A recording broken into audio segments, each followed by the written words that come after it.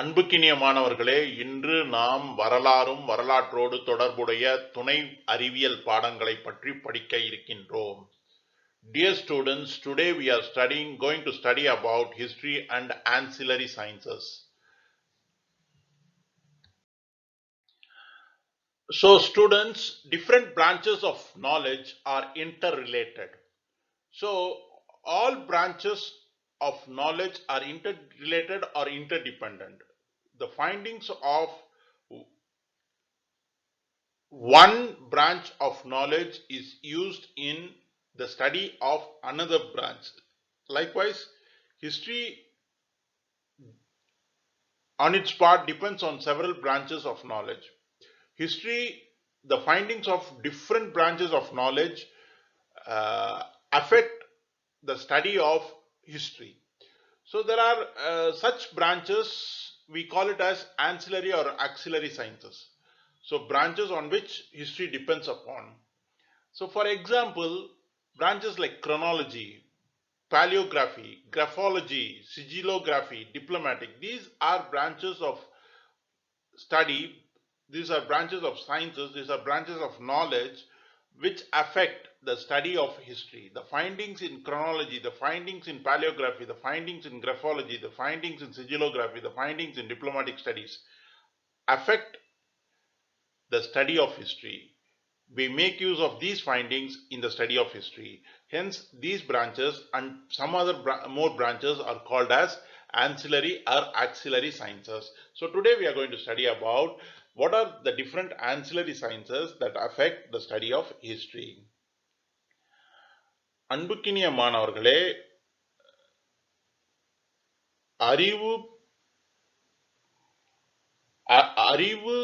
அறிவின் கிளைகள் வெவ்வேறாக இருப்பினும், அறிவு என்பது பல்வேறு கிளைகளில் நமக்கு கிடைத்தாலும், அறிவு பாடங்கள் பல்வேறு பிரிவுகளாக இருந்தாலும், ஒரு அறிவு பாடம் என்பது, அறிவார்ந்த பாடம் என்பது இன்னொரு பாடத்தோடு தொடர்புடையது. ஒரு குறிப்பிட்ட பாடத்தில், ஒரு குறிப்பிட்ட பிரிவில் நமக்கு கிடைக்கக்கூடிய கருத்துக்களின் அடிப்படையில் இன்னொரு பாடத்தை படிக்கக்கூடிய வாய்ப்பு இருக்கிறது.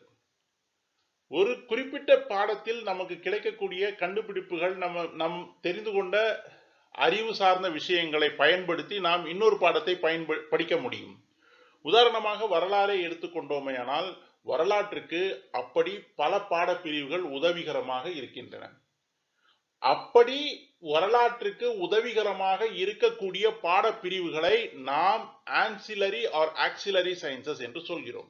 உதாரணமாக chronology என்ற ஒரு பாடம் உண்டு, paleography என்ற பாடம் உண்டு, graphology என்ற பாடம் உண்டு, sigillography என்ற பாடம் உண்டு, diplomatic studies என்ற பாடம் உண்டு. இந்த பாடங்களின் துணையை கொண்டு நாம் வரலாற்றை படிக்கலாம். chronologyயின் மூலமாக நாம் தெரிந்து கொண்ட விஷயங்கள் வரலாற்றை படிப்பதற்கு உதவிகரமாக இருக்கிறது. paleography மூலம் நாம் தெரிந்து கொண்ட பாடங்கள், paleography மூலம் நாம் தெரிந்து கொண்ட விஷயங்கள் வரலாற்றை படிப்பதற்கு உறுதுணையாக இருக்கிறது. graphology மூலம் நாம் தெரிந்து கொண்ட விஷயங்கள் வரலாற்றை படிப்பதற்கு உறுதுணையாக இருக்கிறது. sigillography மூலம் நாம் தெரிந்து கொண்ட விஷயங்கள் வரலாற்றை படிப்பதற்கு உதவிகரமாக இருக்கிறது. ஆக இவையெல்லாம் ஆக்சிலரி சயின்சஸ் என்று சொல்லப்படுகிறது. வரலாற்றின் துணை பாடங்களாக இவைகள் கருதப்படுகின்றன. ஆக இப்பொழுது இந்த காணொளியில் நாம் வரலாற்றின் துணை பாடங்கள், வரலாற்று படிப்புக்கு துணை நிற்கின்ற துணை பாடங்கள் யாவை என்பதை படிக்க இருக்கின்றோம். So dear students, chronology is one of the most important ancillary sciences of history. We all know what chronology is.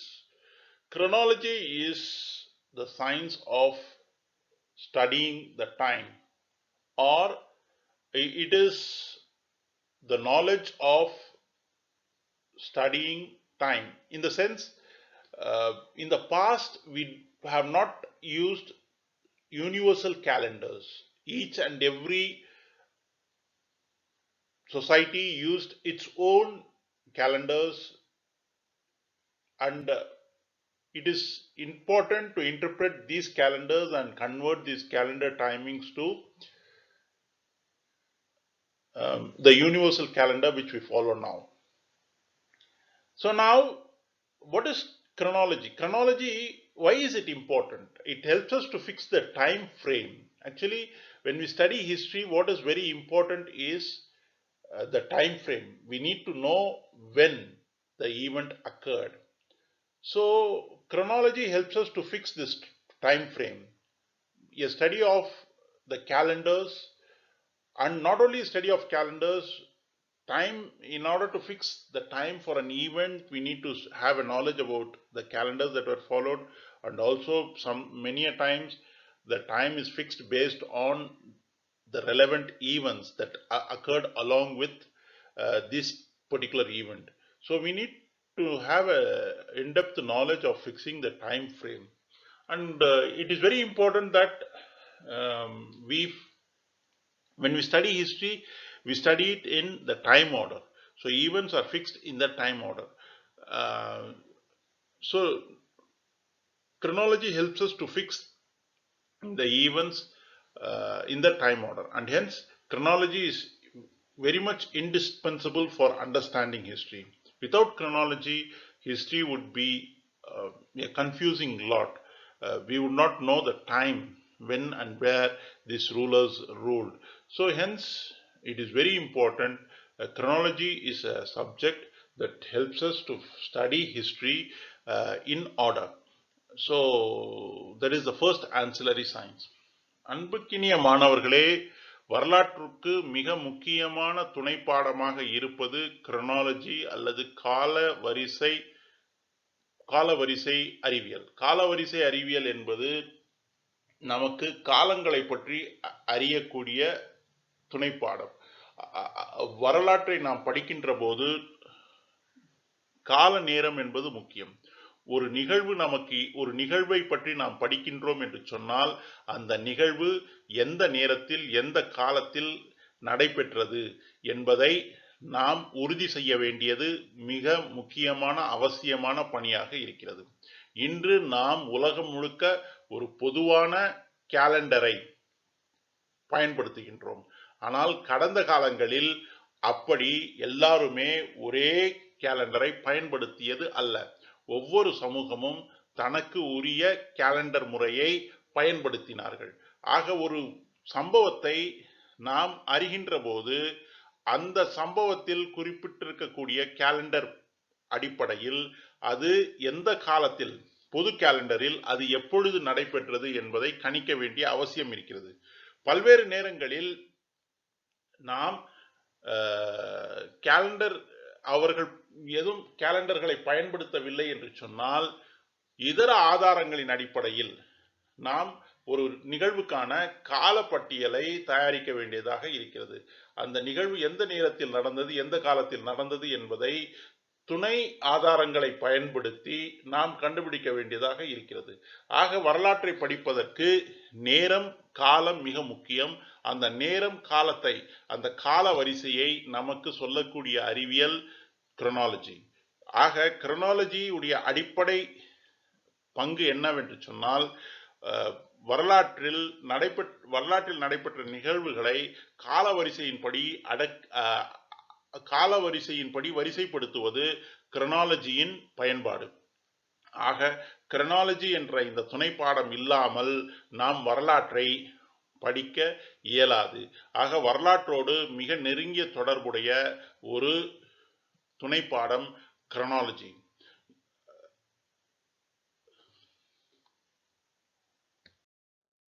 Another important ancillary science that facilitates history or that comes to the aid of history is paleography.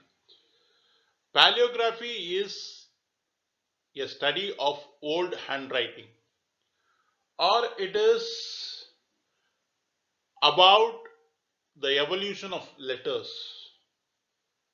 See, a paleographer can read old letters and date them.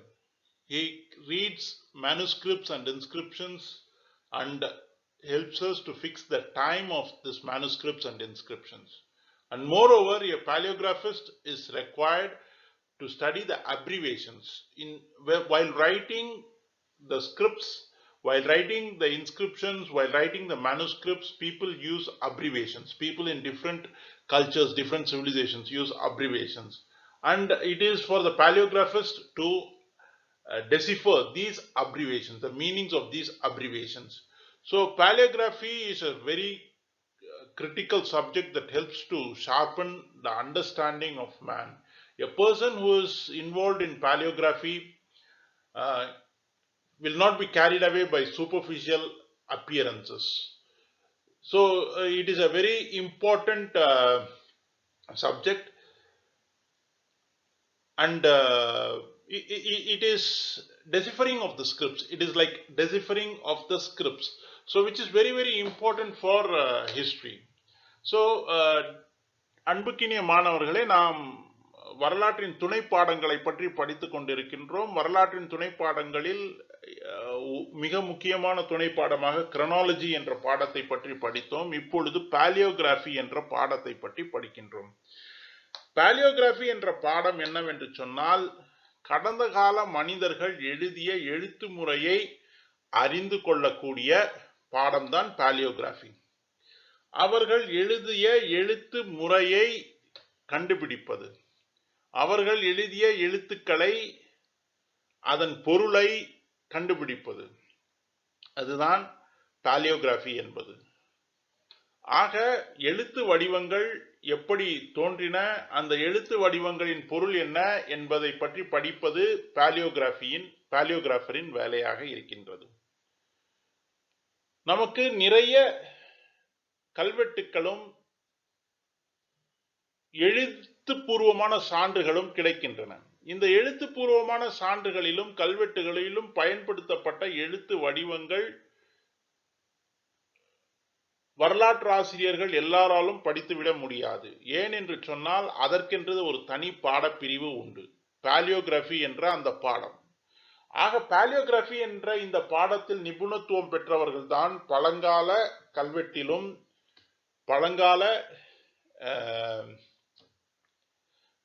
எழுத்துப்பூர்வமான சான்றுகளையும் படிக்க முடியும். ஏனென்றால் ஒவ்வொரு எழுத்து வடிவத்துக்கும் ஒரு வரலாறு உண்டு, ஒவ்வொரு எழுத்து வடிவத்துக்கும் ஒரு தோற்றமும் வளர்ச்சியும் உண்டு. ஆக பாலியோகிராபிஸ்ட் என்று சொல்லக்கூடியவர்கள் இந்த எழுத்து வடிவங்களின் தோற்றம் வளர்ச்சியை பற்றி படித்து அதன் மூலமாக நமக்கு கால வரிசையை சொல்லக்கூடியவர்கள். அவர்களிடம் ஒரு எழுத்துப்பூர்வமான சான்றை நாம் வழங்கினோம் என்று சொன்னால், அவர்கள் அந்த சான்றில் இருக்கக்கூடிய தகவல்களை, அந்த சான்று சொல்ல வரக்கூடிய செய்திகளை படிப்பது அல்ல. அவர்கள் அந்த சான்று எந்த எழுத்து வடிவத்தில் எழுதப்பட்டிருக்கிறது, இந்த எழுத்து வடிவம் எந்த நாட்டை சேர்ந்தது, இந்த எழுத்து வடிவம் அந்த நாட்டில் எந்த காலகட்டத்தில் இருந்தது போன்ற செய்திகளை நமக்கு வழங்கி அதன் மூலமாக ஒரு சான்றின் காலத்தை நிர்ணயம் செய்யக்கூடியவர்கள் பாலியோகிராபிஸ்ட். அவர்கள் எழுத்து வடிவத்தை ஆராய்ச்சி செய்யக்கூடியவர்கள்.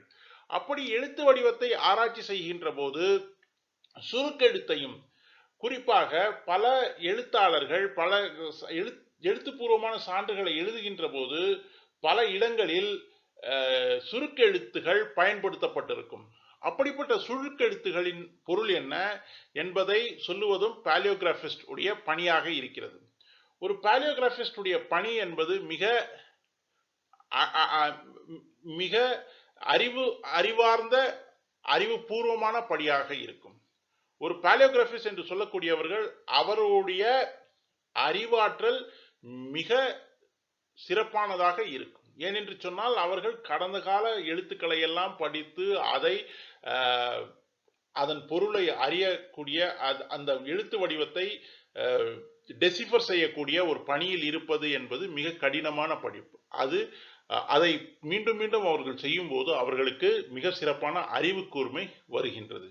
ஆக இந்த பாலியோகிராஃபி என்ற படிப்பு வரலாற்றுக்கு மிகவும் உறுதுணையாக இருக்கக்கூடிய படிப்பாக இருக்கின்றது. The next important ancillary science of history is graphology. Graphology is a science which estimates the character of a person by studying his handwriting. By means of research, it has been established that a person's character and his handwriting are closely related. So with the help of a person's handwriting, it is easy to judge a person's psychology. Of course, there could be some limitations.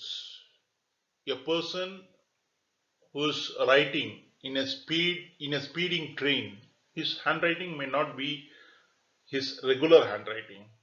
At the same time, people who are not used to too much of writing, again, they will not have uh, a regular handwriting.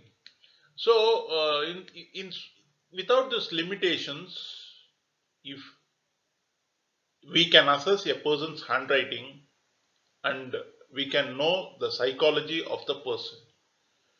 We can know many other details. The handwriting can speak about the laziness of a person, the haste of a person, the carelessness of a person, the self-indulgence of a person.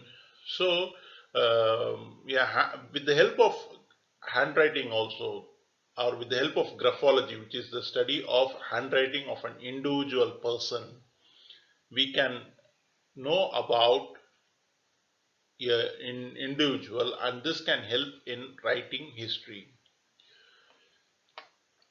ஆம், எழு தனி மனிதனின் எழுத்து ஆய்வு செய்யக்கூடிய படிப்பின் பெயர் graphology. ஒவ்வொரு தனிநபரின் எழுத்தின் மூலமாக அந்த தனிநபரை பற்றிய தகவல்கள் நாம் அறிந்து கொள்ள முடிகின்றது. ஒருவருடைய எழுத்து வடிவம் அவருடைய குணாதிசயங்களை சொல்கின்றது. அவரை பற்றிய தகவல்கள் நமக்கு தெரிவிக்கின்றது. அவர் சோம்பேறித்தனத்துக்கு உட்பட்டவரா, அவர் உடைய கவனக்குறைவின் அளவு எவ்வளவு, அவர் மிகவும் வேகத்தில் செயல்படக்கூடியவரா, அவருடைய செயல்பாட்டின் திறன் என்ன போன்ற பல்வேறு விஷயங்களை இந்த கிராஃபாலஜி என்ற படிப்பு ஒரு மனிதனின் எழுத்து வடிவத்தை வைத்து நமக்கு தெரிவிக்கின்றது. இதை பயன்படுத்தி நாம் வரலாற்றில் ஒவ்வொரு ஒரு தனி மனிதனின் ஆற்றலை நம்மால் யூகிக்க முடிகிறது. ஆக நாம் கிராஃபாலஜி என்ற பாடத்தின் மூலமாக வரலாற்றை மெருகேற்ற முடியும், வரலாற்றை சிறப்பு செய்ய முடியும். ஸோ கிராஃபாலஜி என்பது மிக முக்கியமான ஒரு பாடமாக இருக்கின்றது. அது வரலாற்றின் ஒரு மிக முக்கியமான துணை பாடமாக இருக்கின்றது. Another important ancillary science of history is diplomatic.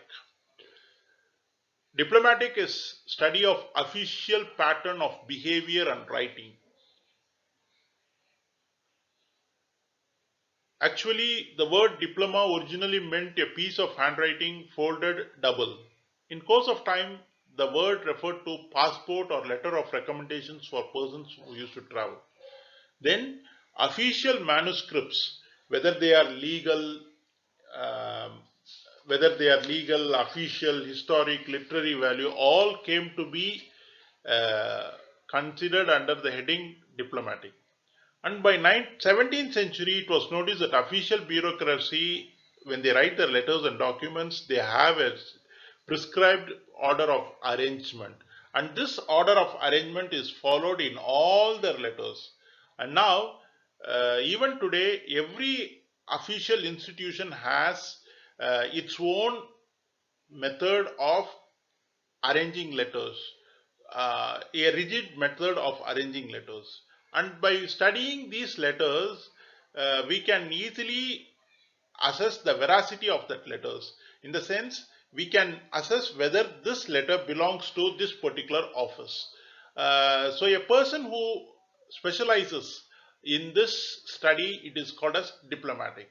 And this study is very important for history because with the help of this study, we can identify the veracity of the documents, whether these documents emerged from this official officers.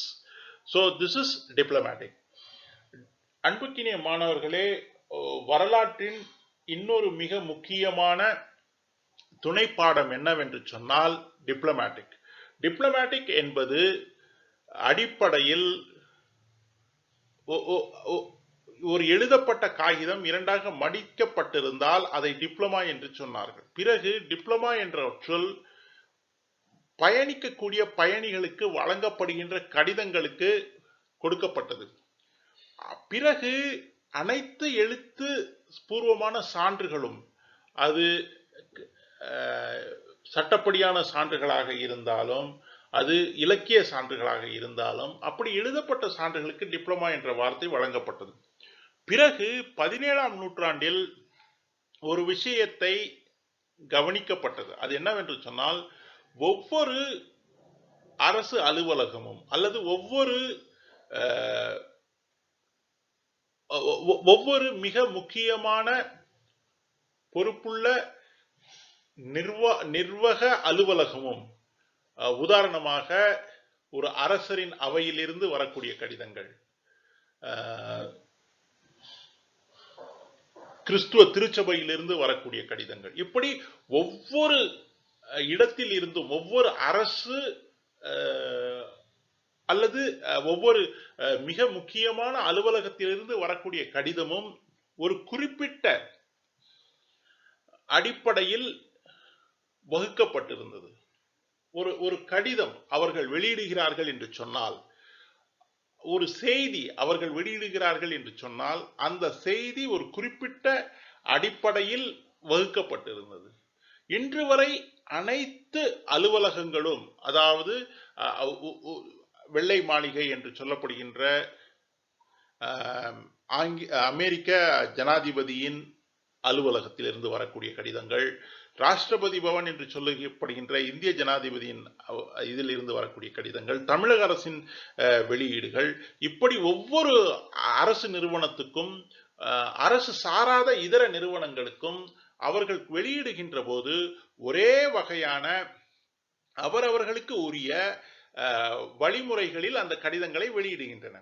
ஆக ஒரு கடிதத்தின் அடிப்படையில் அது உண்மையில் அந்த நிறுவனத்தில் இருந்துதான் வெளியே வந்ததா, அந்த செய்தி என்பது அந்த நிறுவனம் சொன்ன செய்தி தானா, அந்த கடிதம் நம்மிடம் இருக்கக்கூடிய அந்த கடிதத்தில் எந்த நிறுவனத்தில் இருந்து அது வந்திருக்கிறது என்று சொல்லப்படுகிறதோ அதே நிறுவனத்தில் இருந்து வந்த செய்தி தானா என்று ஆய்வு செய்து சொல்லக்கூடிய ஒரு படிப்பாக தான் இன்று டிப்ளமேட்டிக்ஸ் என்ற இந்த படிப்பு இருக்கின்றது. ஒரு கடிதத்தை நாம் பார்க்கின்ற போதே இது உண்மையான கடிதம், இது உண்மையற்ற கடிதம் என்று சொல்லிவிட முடியும். இதற்கு சிறந்த உதாரணம், தற்சமயம் கூட பள்ளிக்கூடங்கள் திறக்கப்படுகின்றனவா திறக்கப்படுமா என்ற கேள்வி எழுந்து கொண்டிருக்கக்கூடிய சூழலில் சமூக வலைதளத்தில் தமிழக அரசு வெளியிட்டதாக ஒரு கடிதம் வெளியே வந்தது. அந்த கடிதம் இந்த தேதியில் இந்த நாளில் பள்ளி கல்லூரிகள் தொடங்கும் என்று சொன்னது. ஆனால் அடிப்படையில் அந்த கடிதத்தை பார்த்தபோது, அந்த கடிதத்தில் எழுதியிருந்த எழுத்து வடிவத்தை பார்க்கின்ற போது, அந்த கடிதம் அமைக்கப்பட்டிருந்த அமைப்பை பார்த்தபோது, அந்த கடிதம் உண்மையில் தமிழக அரசின் கடிதம் அல்ல என்று சொல்லிவிட முடிந்தது. ஆக டிப்ளமேட்டிக் என்பது என்னவென்று சொன்னால், ஒவ்வொரு அரசு நிறுவனமும் அரசு சாராத இதர நிறுவனங்களும் மிக முக்கியமான இதர பொறுப்பு நிறுவனங்களும் தங்களுடைய கடிதங்களை தாங்கள் தொகுக்கின்ற கடிதங்களை ஒரு குறிப்பிட்ட தொகுப்பு முறையின் அவரவர்களுக்கு உரிய குறிப்பிட்ட தொகுப்பு முறையின் அடிப்படையில் வகுக்கின்றனர்.